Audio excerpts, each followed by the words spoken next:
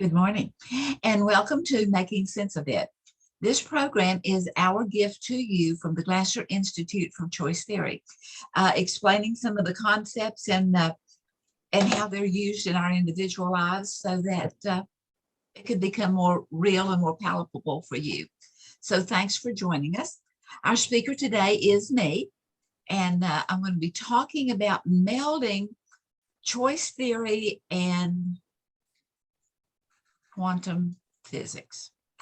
So yeah, I appreciate that little laughter because I need you to know right up front that rather than looking at disclaimers, I want to start off with a prerequisite, giving qualifiers or intentions and understanding. And one is that I do not know what I'm talking about. Because although I love the thoughts of quantum theory and I've read a lot about it, and it just, seems more mysterious than anything else, but I'm beginning to see some things that, in looking at Dr. Glasser's reading, that he was on the cusp of knowing that now more about the quantum theory is proving that he was seeing things that he didn't really know how to explain. But anyway, I want you to know that I really don't know what I'm talking about, but I can see that, in previously, it has been looking at the fact that we have a 7-day week, 24 hours in the day, and 365 days in the year. However, the quantum theory physics looks not at specifics, but at a time-space continuum. The Glasser Institute International recently had a 2-day conference, a 24-hour 2-day conference, and it really explains that time-space continuum because you could tune in no matter where you were, anywhere in the world, and could be there and be present because it's not just being, it's universal. And then also looking at back when and studying and science and history of when the world was not flat versus the fact that there are continually new planets that are being birthed, and the mystery of the fact that the cycle of a planet being birthed is on the same system and the same mechanics of the cycle of a human being born in the womb and birthed into reality. And so it's just so exciting. So in presenting this melding choice theory with quantum physics is that I will be as open and honest as I know how to be to this point, because there's always more information to know. There's always more ways to see things. And that our perception is the way we see things. And to us, our perception pretty much becomes our reality. And that I do have a mixed perception of almost everything that can be a little confusing. I see perception as being more both and rather than just an either or, rather than being dogmatic about it. And then the fact that every word has power. And the word in particular that I'm looking at in this is melding. Back in 1887, the word meld was used in playing cards, and that you could take 2 or 3 cards and put them out for everyone to see, and it was holding space for what you would be using that someone couldn't trump over you.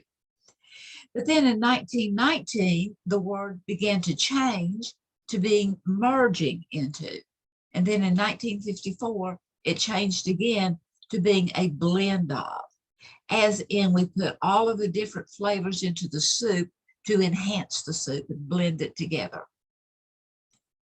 And so in looking at this, I've been thinking about Aristotle's golden mean, and that the golden mean was let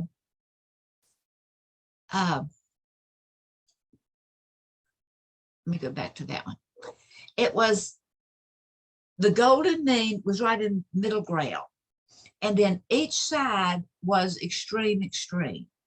And that sometimes a person could be extreme in being brave to the point of being in harm's way, or to the extreme of being a coward to the point of, well, again, it was just those extremes, from brave to cowardice, from generous to stingy, from gluttony to abstaining, from freedom to control. But it was on those extremes that was extreme. So I began to look at it critical. That, and in the middle is this golden field of moral behavior, or doing what's good for you, but not only what's good for you, but what's good for others also. That it's not an either or.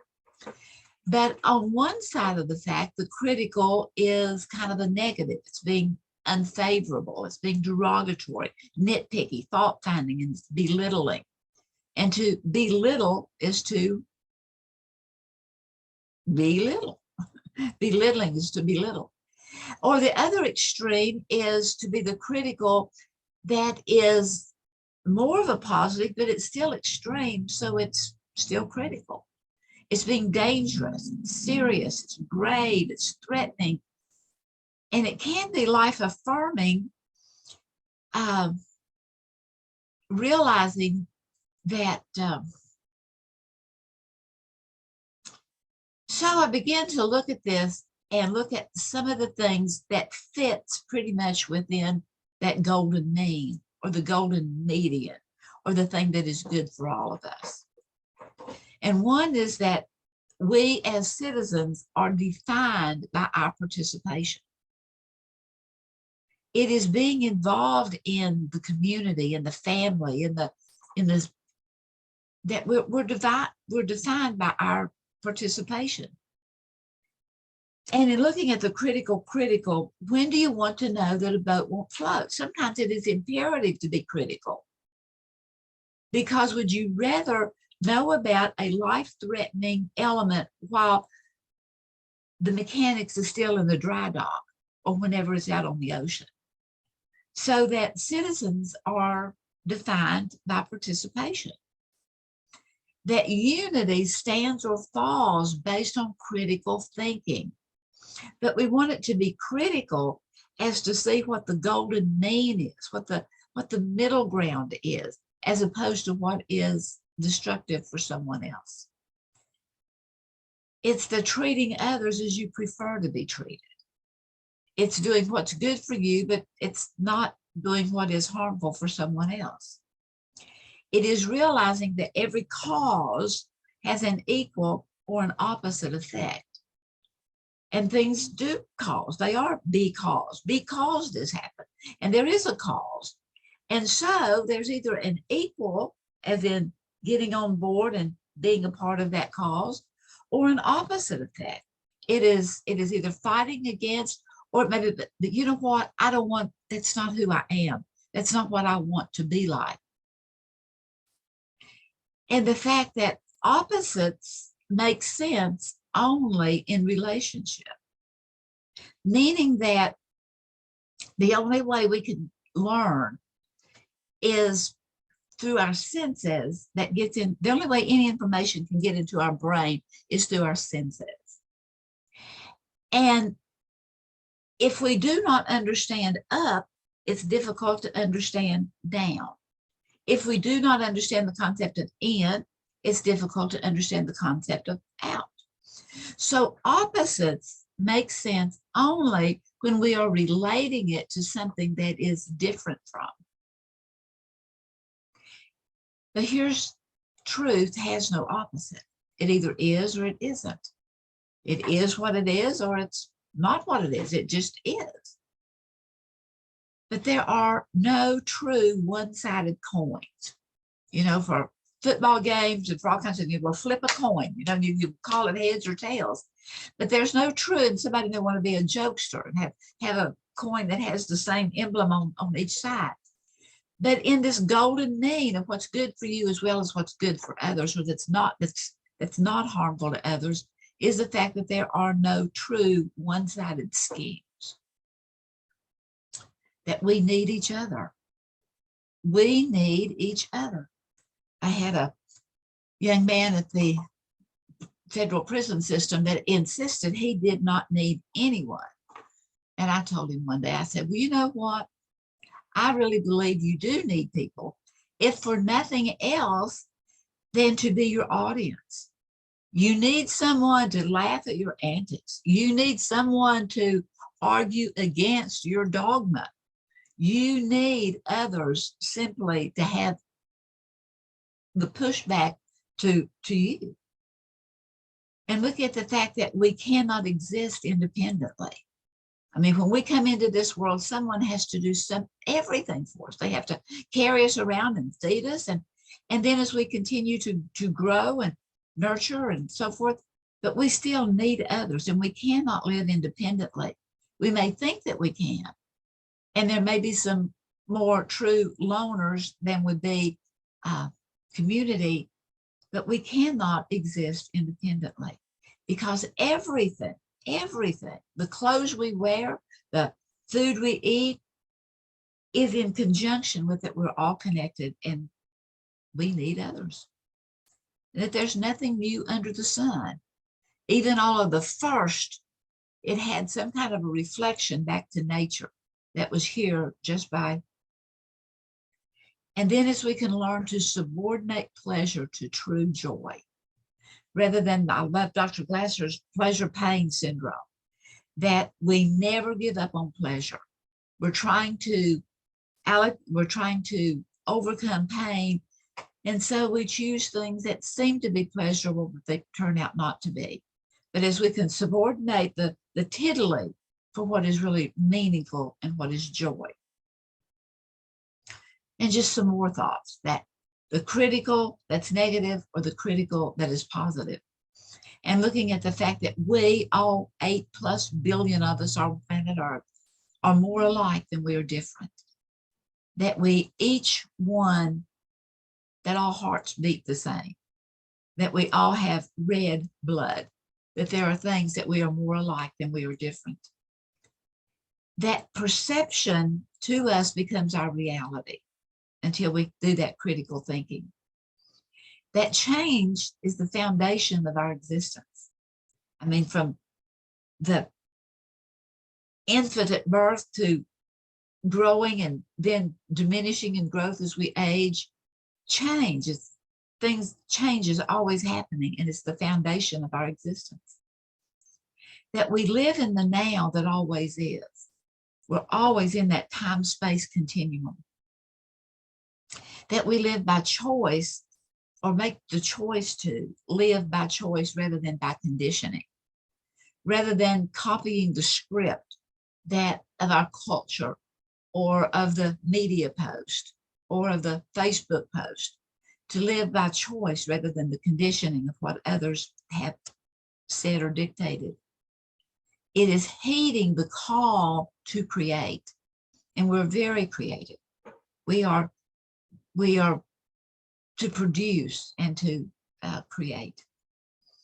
That every first was a revelation from nature.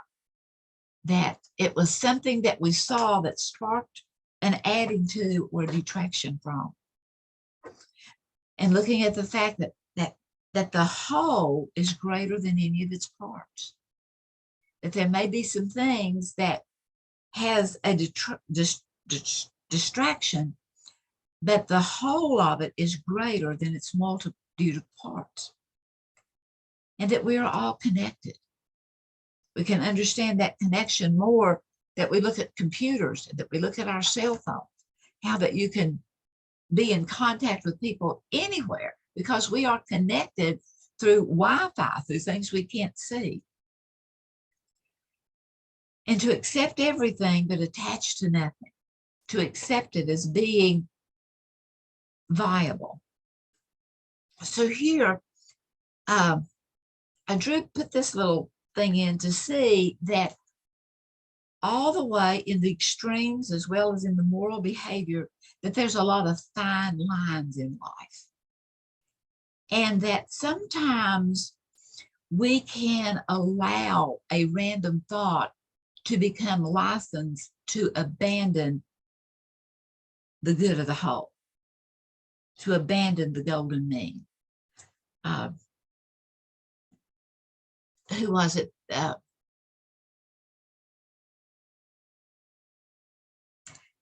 Anyway, that it's 5 o'clock somewhere all the time. And so there's a lot of fine lines in life that even going through that, trying to live within that moral behavior, that's what's good for us, but what's not harmful for others and is good for others. Sometimes we can trip up and we can give license to abandon. So I love the poem, The Guest House by Rumi. This is not the whole one, but some of the thoughts in it. That this being human is a guest house. That every morning there is a new arrival, a joy, a depression, a meanness. Welcome and entertain them all. Even if they're a crowd of sorrows who violently sweep your house empty, he may be cleaning you out for some new delight. Meet them at the door, laughing, and invite them in. Be grateful for whatever comes your way, because each has been sent as a guide from beyond. It's a sense that we may not be aware of at the moment. So I have some Dr. Glasser quotes that kind of goes hand in hand with the golden mean. That is good for you and is not harmful to anyone else. These are just a few of my favorites. He says here, I have no ability to change how I feel separate from what I do or think, but I have almost complete ability to change what I do and some ability to change what I think, regardless of how I am choosing to feel. And when I was writing this, I had the inclination to underline no ability and that, to underline some of those words, but then I chose not to, because Dr. Glasser was always on an even keel. He was just expressing ideas, whether it was in an agreement or anyway, it was just on that even keel. And in the video on Glasser, in his own words, the interviewer had asked him some questions about his parents, and he had talked about his mom and about his dad and about the positives and the negatives of each. And then he just kind of in reflection, he said, I don't understand why some don't accept their parents for who they are. And it's just learning to accept that we are all flawed, but we're all fabulous. And then his when he worked with the girls that was at the institution for taking care of for delinquent girls, he said if the girls there were going to learn new attitudes and skills to make it in society, then they would have to have dreams and hopes and plans for the future. And dreams don't come out of failure. So it was looking at the fact that, yes, we slip and make up, but dreams don't come out of failure. So how can you see things differently? It says that too many of us fail to fulfill our needs because we say no rather than yes, or perhaps another time in life we say yes when it would have been more discriminating to have said no. Or looking at the fact that when we label anyone or any situation as bad, we will have a harder time dealing with that situation or with that person than if we could have settled for a lesser label. So in rather of going to the extreme of having a flaw, but those weaknesses can be worked on and built and become an asset, whereas those great talents can become so extreme that they become a liability. So it is almost impossible for anyone, even the most ineffective among us, to continue to choose misery after we know it is a choice. And how powerful it is. Oh, I had a choice.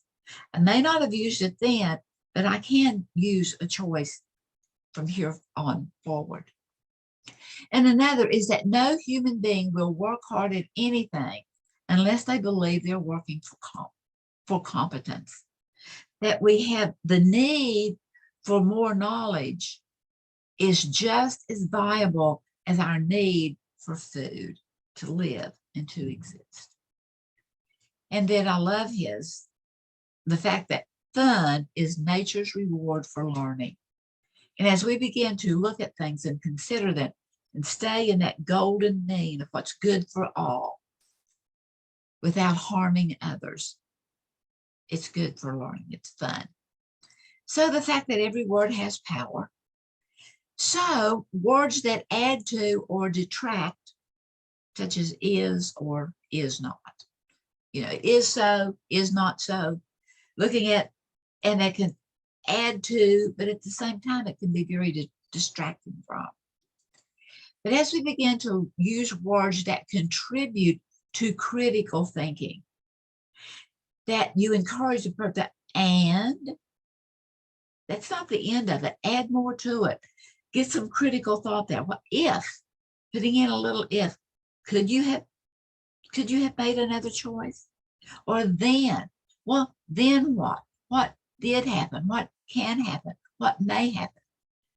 Then, or sensing, what do you sense? Not only what you're knowing or what you're seeing or thinking, what are those senses doing?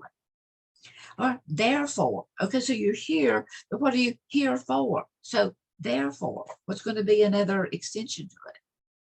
Looking at, you're going to either this or that. Is there a possibility that both could work reasonably? Because you see, words that contribute to critical thinking help us to, without going to the extreme, but critically give rational thought to. These words help us to affirm, reject, or modify a previous thought that we had. And so the challenge is to deeper understand of what we already know, realizing that matter, whether it be the dirt that's underneath the sod in the yard, or whether it be the brain matter that's inside our heads, matter is both and. It is nothing, and it is also unlimited power. It is unlimited potential. It is being more than. So thank you for this opportunity to share a little bit on melding and looking at the past and the present and how that things are changing, and to embrace those changes, to receive them, to realize that even though it's not like it used to be, it can still have merit. And so thank you for being here, and many blessings and good mental health.